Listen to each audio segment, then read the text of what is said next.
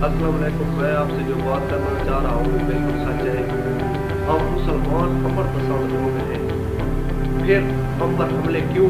कभी कश्मीर की सूरत में, कभी फलस्तीन पर, कभी शाम बर्मा में, वो भी मस्जिदों पर, हमारी इबादतगाहों में।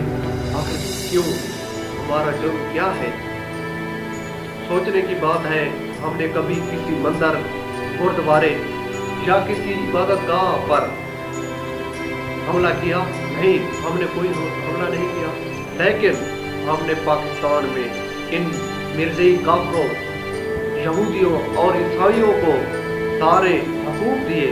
इनसे पूछा जा सकता है कि पाकिस्तान में कोई तकलीफ तो नहीं मिली, लेकिन हमारे मुसलमानों पर क्यों हमले हो रहे हैं?